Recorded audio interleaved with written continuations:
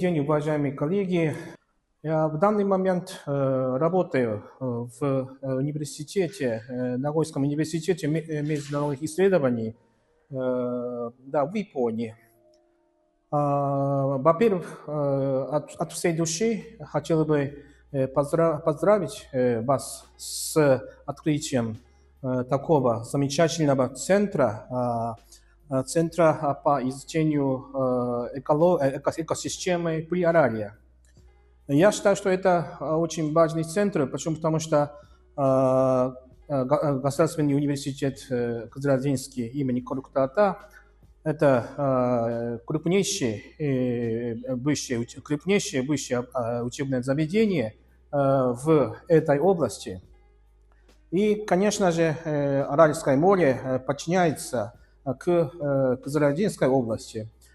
Поэтому я высоко оцениваю инициативу ученых, которые создали данный центр, научно-исследовательский центр.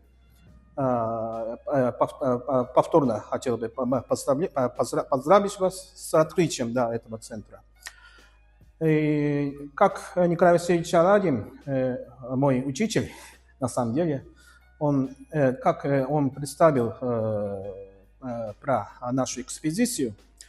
Да, на самом деле мы в течение недели был в Аральском районе с Аральска, потом через Джаланаш, Тастюбек, Агиспе, Акбасты, потом Когалал, потом это Калашалам, Быгын и Косжал, и еще это до Аральска. Мы круг Марабалара мы совершили там, экспедицию совершили. Потом не только посещение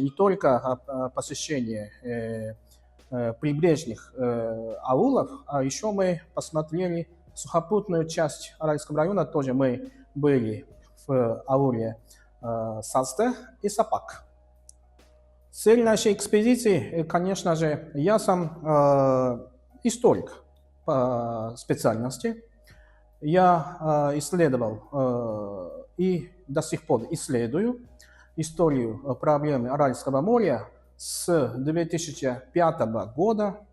И первый визит в Аральском районе это в январе 2013 года, который с Николаем Васильевичем, да, мы самый первый круг мы сделали, да. И мы уже совершили 6-7 экспедиций в этом районе, в Аральском районе. Но, конечно же, страшное время было у нас. Это глобальная пандемия. Да, из-за этого, да, немного, да, пятилетний перерыв был. Но после пандемии это первый раз наша экспедиция. И мы четко видели, как изменилась жизнь в районе Приоралия. И еще мы, конечно, через интернет уже мы узнали, что да, сейчас маловодье на самом деле в бассейне реки Сырдарьи. Еще страшная засуха тоже затронула. Конечно, в западном Казахстане, Мангыстау, еще это, конечно, Аральский район тоже касается, да, немного к этой засухи.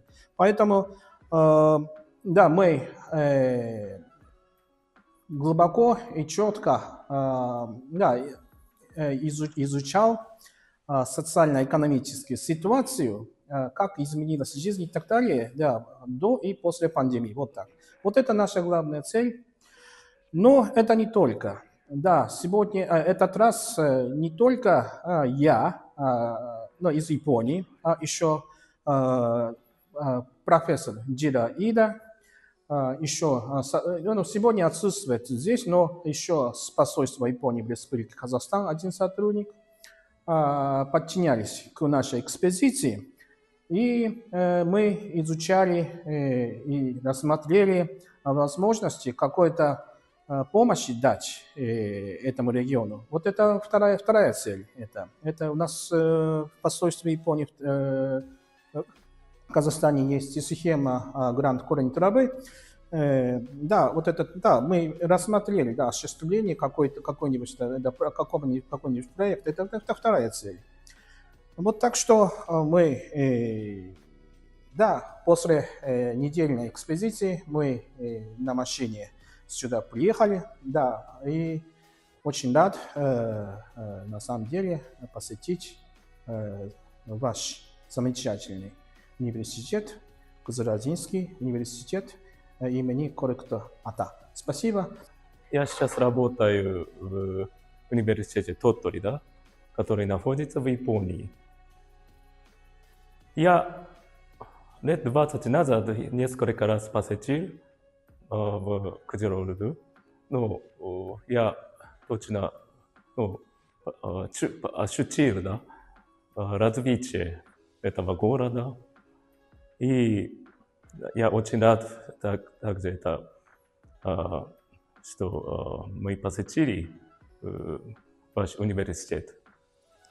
И как раз в университете Тоттори мы со студентами изучаем развитие, цели устойчивого развития, SDG. И поэтому я придумал хорошую идею, на онлайне, да, мы сможем обменять мнениями с японскими студентами, между японскими студентами и студентами в Кызылорде. По-моему, это очень хороший опыт, да, для обоих. Поэтому я искренне надеюсь, что наши отношения, да, укрепляются на ближайшее будущее. Спасибо за внимание.